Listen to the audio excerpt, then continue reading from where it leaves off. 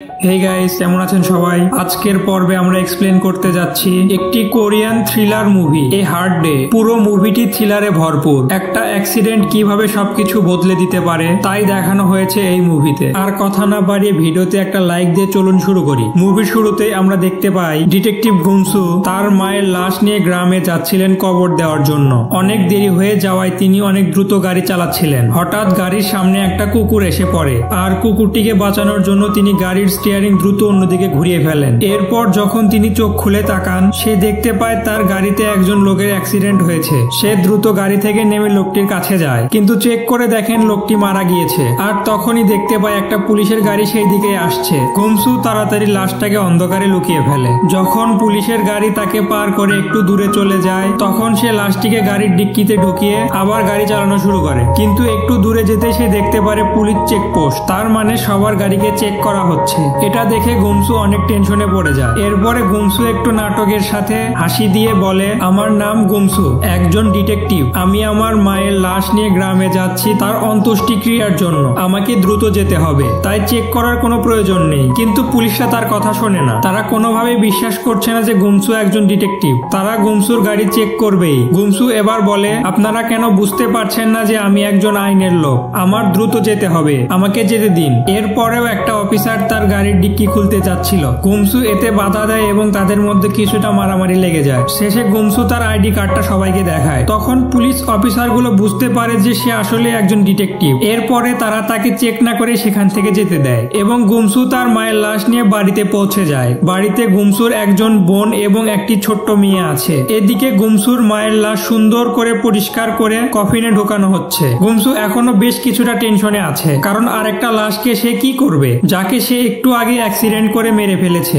লাশটি যেহেতু তার গাড়ির ডিক্কিতেই আছে, এতে করে সে যে কোনো সময় ধরা পড়ে যেতে পারে। গুমসু অনেক ভেবেচিন্তে সিদ্ধান্ত নেয় এবং সে ভাবে ওই লাশটাকে সে তার মায়ের কবরের সাথে কবর দিবে। মানে সে প্ল্যান করে তার মায়ের লাশটা যে কফিনে আছে সেই কফিনের ভিতরে ওই লাশটা দিয়ে কবর দিয়ে দিবে। তাহলে কবর দেওয়ার সময় কেউ জানতেও পারবে না যে এক কফিনের ভিতরে দুইটা লাশ রয়েছে। যদিও এটা অন্যায়, তবে তার হাতে আর কোনো বুদ্ধি নেই। এরপর গুমসু মর্গের প্রধানকে বলে, আপনি একটু বাহিরে যাবেন প্লিজ, আমি আমার মায়ের সাথে শেষ সময়ে কিছু একান্ত মুহূর্ত কাটাতে চাই। মর্গের প্রধান বলে, ঠিক আছে, তবে আপনি শুধু 15 মিনিট সময় পাবেন। সে যাওয়ার সময় গুমসুর হাতে হুট করে বেলুন দেখতে পায় এবং তাকে বলে, এটা দিয়ে কি করবেন? গুমসু বলে, ও এগুলো তো আমার মেয়ের জন্য। এরপর মর্গের প্রধান বের হয়ে যায় আর গুমসু তার হাতের বেলুনগুলো ছেড়ে দেয়। বেলুনগুলো উপরে উঠে সিসিটিভি ক্যামেরাকে কভার করে ফেলে। এতে করে সে যা যা করবে এখন কোনো কিছুই সিসিটিভিতে দেখা যাবে না। এরপরে আমরা দেখতে পাই গুমসু একটা ফুটা দিয়ে লাশটাকে ভিতরে নিয়ে আসে। মূলত সে আগে থেকে সবকিছুর ব্যবস্থা করে রেখেছিল যাতে করে সে সহজেই লাশটাকে টান দিয়ে ভিতরে আনতে পারে। কিন্তু এসব কিছু করার সময় অনেক শব্দ হচ্ছিল আর বাইরে থেকে একটা মেয়ে শব্দগুলো শুনে ফেলে। আর সে তখন সিকিউরিটি গার্ডকে ডেকে আনে। সিকিউরিটি গার্ড এসে বাহির থেকে ডাকতে শুরু করে যে ভিতরে কেউ আছে কিনা। গুমসু কোনো শব্দ করে না, সে একদম নিশ্চুপ হয়ে দাঁড়িয়ে থাকে। তখন সিকিউরিটি গার্ডটি কন্ট্রোল রুমে কল করে বলে, 12 নম্বর রুমটা একটু চেক করুন তো, আমার মনে হয় ভিতরে কেউ আছে। কিন্তু সিসিটিভি মনিটরে দেখা যায় 12 নম্বর রুমের কোনো ফুটেজ দেখা যাচ্ছে না। তখন কন্ট্রোল রুমে বসে থাকা সিকিউরিটি গার্ডও বলে, 12 নম্বর রুমের ফুটেজ দেখা যাচ্ছে না। রুমের বাহিরে থাকা গার্ডটি বলে, মনে হচ্ছে ভিতরে গিয়ে চেক করতে হবে। আপনার কাছে কি 12 নম্বর রুমের চাবি আছে? অফিসার বলে, আমার কাছে তো চাবি নেই, চাবি মর্গের প্রধানের কাছে আছে, তবে সম্ভবত তিনি ভুলে গিয়েছেন যে 15 মিনিট পরে ওনাকে আসতে হবে। এরপর দরজার সামনে থেকে সিকিউরিটি গার্ড চলে যায় আর ভিতরে থাকা গুমসু সব কথা বুঝতে পারে। গুমসু বুঝে যায় তার কাছে আর অল্প সময় আছে। সে তাড়াতাড়ি কাজ শুরু করে। গুমসু অনেক কষ্টে কফিনে লাগানো পেরেকগুলো খোলে। কফিন খুলতেই তার 5 মিনিট সময় লেগে যায়। এরপরে সে তার মায়ের লাশের সঙ্গে অ্যাক্সিডেন্ট হওয়া লাশটাকে রেখে আবারও কফিনটিকে বন্ধ করে দেয়। গুমসুর সময় প্রায় শেষ, এখনই মর্গের প্রধান চলে আসবে। গুমসু সব ঠিকঠাক করে আগের পজিশনে রেডি হচ্ছিল, কিন্তু তখনই সে একটা ফোনের রিং বেজে ওঠা শব্দ পায়। তার মানে সে তাড়াহুড়া করতে গিয়ে নিজের ফোনটাও কফিনের ভিতর রেখে বন্ধ করে দিয়েছে। সে ভাবে এখন তো কফিন খুলে আবার বন্ধ করার সময় তো নেই। আবার এদিকে কফিনের ভিতর ফোন বেজেই চলেছে। এবার বোধহয় গুমসু ধরা পড়েই গেল, কিন্তু না, গুমসুর কপাল ভালো ছিল। যখনই মর্গের প্রধান রুমে আসে তখনই ফোনের রিং বন্ধ হয়ে যায়। এই জন্য গুমসু ওই মুহূর্তে বেঁচে যায়। এরপরে ওই কফিনে তার মায়ের লাশ এবং অ্যাক্সিডেন্টে মারা যাওয়া লাশটি একসাথে কবর দেওয়া হয়। মানে এক কফিনে দুইটা লাশ কবর দেওয়া হচ্ছে। কেউ জানতেও পারলো না যে এক কফিনে দুইটা লাশ কবর দেওয়া হচ্ছে। এরপর দিন গুমসু ইচ্ছা করে পুলিশের গাড়ির সঙ্গে অ্যাক্সিডেন্ট করে। এরপরে সে তার গাড়ি ঠিক করতে নিয়ে যায় ওয়ার্কশপে, যেন সবার মনে হয় গাড়িটা এইমাত্র অ্যাক্সিডেন্ট হওয়ার ফলে ক্ষতিগ্রস্ত হয়েছে। এতে করে আর কেউ সন্দেহ করবে না যে গুমসু গত রাতে অ্যাক্সিডেন্টটা করেছিল। গুমসু খুব চালাকির সঙ্গে প্ল্যান করে এই কাজটি করে। গুমসু শহরে ফিরে তার ডিটেকটিভ কাজে যোগদান করে। গুমসু জানতে পারে যে এখন তাদের কাজ হচ্ছে একজন ওয়ান্টেড ক্রিমিনাল যার নাম লি, তাকে ধরতে হবে। যদিও এই ক্রিমিনালের ব্যাপারে বিস্তারিত কোনো তথ্য তাদের কাছে নেই, শুধুমাত্র একটা ছবি তাদের কাছে আছে। আর গুমসু যখন সেই ছবিটা দেখে তখন সে একদম অবাক হয়ে যায়, কারণ গত রাতে অ্যাক্সিডেন্টে যে লোকটাকে মেরে ফেলেছে এবং কবর দিয়েছে এই ছবিটি মূলত সেই লোকটিরই। যাই হোক, এরপর গুমসু তার অন্যান্য অফিসারদেরকে নিয়ে লোকটাকে খোঁজার জন্য নাটক করছিল। জানা যায় ক্রিমিনাল লি এর বাড়ি ওই রাস্তাতেই যেখানে গুমসু গতকাল অ্যাক্সিডেন্ট করেছিল। গুমসু অ্যাক্সিডেন্টের সেই স্পটে যায় এবং চেক করে দেখতে থাকে যে সে কোনো প্রমাণ রেখেছে কিনা, যদিও সে কোনো প্রমাণ সেখানে পায়নি। এরপর সেখানে অন্য অফিসাররা চলে আসে আর তারা আলোচনা করছিল গত রাতে এখানে একটা অ্যাক্সিডেন্ট হয়েছিল, কিন্তু যে অ্যাক্সিডেন্টটা করেছে সে লাশটাকে তার সঙ্গে নিয়ে গিয়েছে। সেখানে আরেকজন অফিসার আসে যার নাম চুই। চুই বলে যে অ্যাক্সিডেন্ট করেছে তার ব্যাপারে আমরা এই উপরের সিসিটিভির মাধ্যমে জানতে পারবো। একথা শুনে গুমসু অনেক চমকে যায়, কারণ সে জানতো না এখানে সিসিটিভি ক্যামেরা লাগানো রয়েছে। এরপরে সকল অফিসাররা সিসিটিভি চেক করতে কন্ট্রোল রুমে যায়। গুমসু অনেক ভয় পেলেও বাধ্য হয়ে সেখানে তাদের সঙ্গে যেতে হয়। এদিকে সিসিটিভি চেক করা হচ্ছিল আর গুমসুর ভয় ততই বেড়ে যাচ্ছিল, কিন্তু গুমসু কপাল করে আবারও বেঁচে যায়, কারণ সিসিটিভিতে স্পষ্ট কোনো ফুটেজ পাওয়া যায় না, সবটাই ব্লার দেখায়, কারণ অন্ধকার রাত থাকায় কিছুই বোঝা যাচ্ছিল না। এবারের মতো গুমসু বেঁচে যায় এবং গুমসু ভাবে তাকে হয়তো আর ধরা সম্ভব হবে না, তাই সে এখন মনে মনে ভাবে সে এখন পুরোপুরি নিরাপদ। সেই দিন দুপুরে গুমসু যখন কাজ করছিল তখন তার কাছে একটা কল আসে। গুমসু কল ধরলে অপর পাশ থেকে তাকে বলা হয়, তুমি লির লাশটা কোথায় রেখেছো?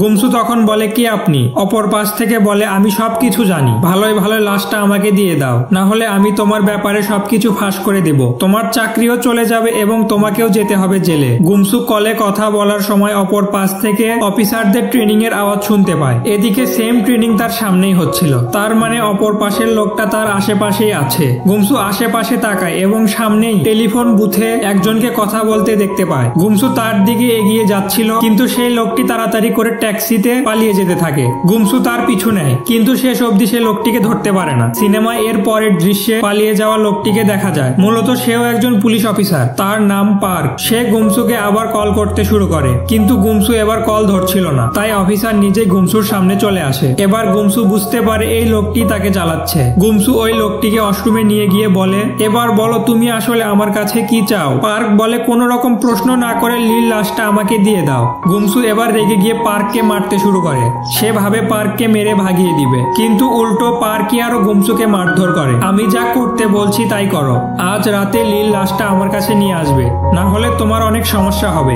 এরপরে পার্ক সেখান থেকে চলে যায়। গুমসু বুঝতে পারে পার্ক কোনো সাধারণ লোক নয়, সে ভয়ঙ্কর কিছু করতে পারে। এরপরে রাতে গুমসু তার মায়ের কবরের ওইখানে গিয়ে ঘুরতে থাকে এবং কফিন থেকে লাশটাকে বের করে এরপর গুমসু লিয়ের লাশটার মধ্যে খোঁজাখুঁজি শুরু করে। এই লাশের মধ্যে কি এমন আছে যার জন্য পার্ক এইভাবে লাশটা চাইছে? খুঁজতে খুঁজতে গুমসু একটা জিনিস দেখে অবাক হয়ে যায়। সে দেখে লিয়ের বুকে গুলির চিহ্ন আছে, তার মানে লি অ্যাক্সিডেন্টে মারা যায়নি, তাকে আগেই গুলি করে হত্যা করা হয়েছে। এর মানে গুমসু কোনো অপরাধ করেনি, কিন্তু এখন তো সে ফেসে গিয়েছে। এরপর গুমসু লিয়ের পকেট থেকে একটা ফোন পায়। যখনই সে মোবাইলটাকে চালু করে তখনই তাতে একটা কল আসে আর লিকে চাওয়া হয়। গুমসু ফোন ধরে চুপ করে থাকে, কোনো কথা বলে না। এতে করে অপর পাশের ব্যক্তি বুঝতে পারে যে লি ফোন ধরেনি, ফোন ধরেছে অন্য কেউ। এরপর লোকটা তখনই ফোন কেটে দেয় আর গুমসু সঙ্গে সঙ্গে তার ডিপার্টমেন্টে কল করে এবং এই নাম্বারটি লোকেশন বের করে দিতে বলে। গুমসু লি এর পকেট চেক করে একটা প্রাইভেট জায়গার ঠিকানা পায়। গুমসুর একটু সন্দেহ হয় যে এই প্রাইভেট জায়গায় নিশ্চয়ই কিছু না কিছু অবশ্যই আছে। এরপরে লি এর ফোনে কল আসা নাম্বারটি ট্র্যাক করে লোকেশন এবং ওই লোকটির ছবি গুমসু পেয়ে যায়। গুমসু ওই লোকেশনে গিয়ে লোকটিকে খুঁজে বের করে এবং তার কাছে লি এর ব্যাপারে জানতে চায়, কিন্তু সে এত সহজে লি এর ব্যাপারে কিছুই বলতে চায় না। এরপরে গুমসু লোকটির হাত বেঁধে ছাদের উপরে নিয়ে গিয়ে তাকে ধাক্কা দিয়ে ফেলে দিবে এই ভয় দেখায় এবং তাকে সবকিছু স্বীকার করায়। গুমসু জানতে পারে ক্রিমিনাল লি ছিল একজন ড্রাগস বিজনেসম্যান আর পার্ক ছিল তার পার্টনার। পার্ক একজন আইনের লোক হয়ে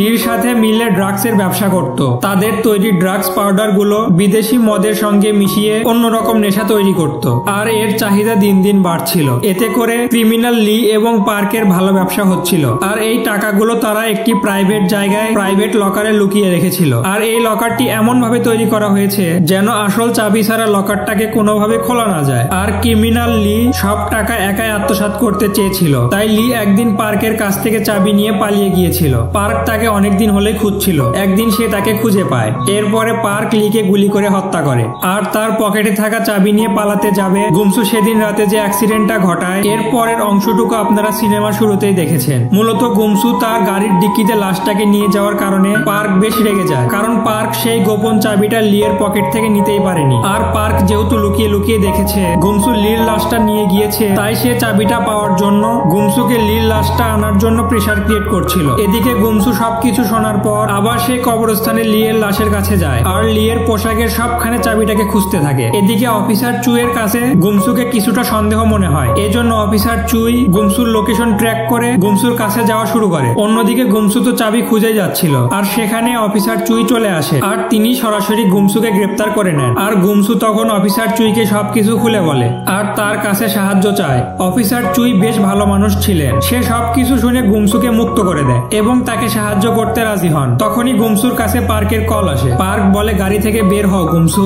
গুমসু গাড়ি থেকে বের হয়ে আসে। এরপর পার্ক বলে আরো 10 কদম সামনে আসো। গুমসু 10 কদম সামনে আসলে তখনই অফিসার চুইয়ের গাড়ির ওপর অনেক ভারী একটা কন্টেনার পড়ে আর এতে অফিসার চুই মারা যায়। এর মানে গুমসুকে যে সাহায্য করতে আসবে পার্ক তাকেই মেরে ফেলবে। এদিকে অফিসার চুইয়ের মৃত্যুতে গুমসু অনেক ইমোশনাল হয়ে যায়। সে এবার অনেক রেগে পার্ককে বলে আমি কখনোই তোমাকে লিয়ের লাশটা দিব না, তুমি যা খুশি করতে পারো, আমার চাকরি চলে যাক, আমাকে জেলে যেতে হোক, আমি কোনো কিছু পরোয়া করি না। পার্ক বলে তুমি নিজের পরোয়া না করলেও পরিবারের পরোয়া তো অবশ্যই করো। হঠাৎ গুমসু শুনতে পায় পার্ক তার বোনের সঙ্গে কথা বলছিল। গুমসু বুঝতে পারে পার্ক এখন তার বাড়িতে রয়েছে। গুমসুর বোন ভাবে পার্ক হয়তো গুমসুর বন্ধু, তাই সে পার্ককে ভিতরে আসতে বলে। গুমসু বলে তুমি আমার বাড়িতে কি করছো? পার্ক বলে আরে বাহ, তোমার মেয়েটা তো অনেক সুন্দর। গুমসু বলে তুমি আমার মেয়ে কিচ্ছু করবে না, আমি এক্ষুনি আসছি। গুমসু অনেক দ্রুত গাড়ি চালিয়ে তার বাড়িতে আসে। বাড়িতে এসে সে পার্ককে দেখতে পায় না, কিন্তু তার বোন ও মেয়ে একদম নিরাপদে আছে। গুমসু তার বোনকে জিজ্ঞাসা করে বাড়িতে কেউ এসেছিল কিনা। তার বোন বলে হ্যাঁ, তোমার একজন বন্ধু এসেছিল। এরপর গুমসুর মোবাইলে একটা SMS আসে, নিজেকে পুলিশের কাছে আত্মসমর্পণ করলে সবকিছু শেষ হয়ে যাবে না, লির লাশটা কাল সকালে অবশ্যই আমার কাছে নিয়ে আসবে।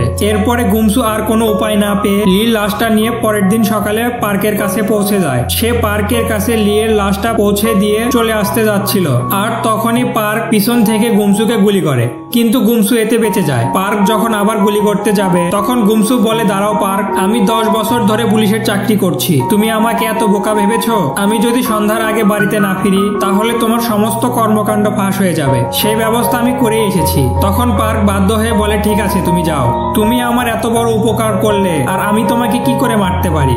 এরপর গুমসু সেখান থেকে চলে যাওয়া শুরু করে আর পার্কও সেখান থেকে গাড়ি নিয়ে চলে যেতে শুরু করে। আর সামনে যেতেই পার্কের গাড়িতে একটা বোম ব্লাস্ট হয় আর পার্ক সহ পার্কের গাড়িটি উড়ে গিয়ে পানিতে পড়ে। মূলত গুমসু লি এর লাশের ভিতর একটা বোম ফিট করে দিয়েছিল, যেটা পার্ক বুঝতে পারেনি। এরপর গুমসু দৌড়ে গিয়ে বন্দুক নিয়ে পানিতে তাক করে থাকে, কারণ পার্ক পানি থেকে উঠলেই তাকে গুলি করে মারবে। কিন্তু অনেকক্ষণ হওয়ার পরেও পার্ক পানি থেকে ওঠে না। তখন গুমসু বুঝতে পারে বোম ব্লাস্টে পার্ক মারা গিয়েছে। এরপর গুমসু বাড়িতে ফিরে আসে। সে তার বোন ও মেয়েকে অন্য জায়গায় পাঠিয়ে দিয়েছিল আর এখন সে নিজেও সেখানে যাচ্ছিল। আর তখনই হুট করে পার্ক সেখানে চলে আসে। গুমসু অবাক হয় যে পার্ক এখনো বেঁচে আছে কি করে। এরপর পার্ক গুমসুকে আক্রমণ করে, তাদের মধ্যে বেশ মারামারি হয়। এরপরে পার্ক গুমসুর উপর একটা আলমারি ফেলে দেয়। আলমারির নিচে একটা বন্দুক পড়েছিল। পার্ক যখন গুমসুকে মারার জন্য বন্দুকটাকে টান দেয় তখন বন্দুকে চাপ লেগে গুলি বের হয়ে যায় আর গুলিটা মূলত পার্কের মাথায় গিয়ে লেগে যায়।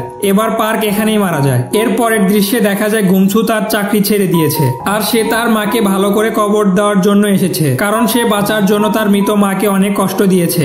গুমসু তার মায়ের কাছে মাপ চেয়ে নেয়। ঠিক তখনই গুমসু সেখানে একটা চাবি পেয়ে যায়, যে চাবিটা মূলত টাকা রাখা সেই লকারের চাবি। শেষ মুহূর্তে দেখা যায় গুমসু সেই লকারের ঠিকানায় গিয়েছে এবং চাবি দিয়ে প্রাইভেট লকারটা খুলেছে।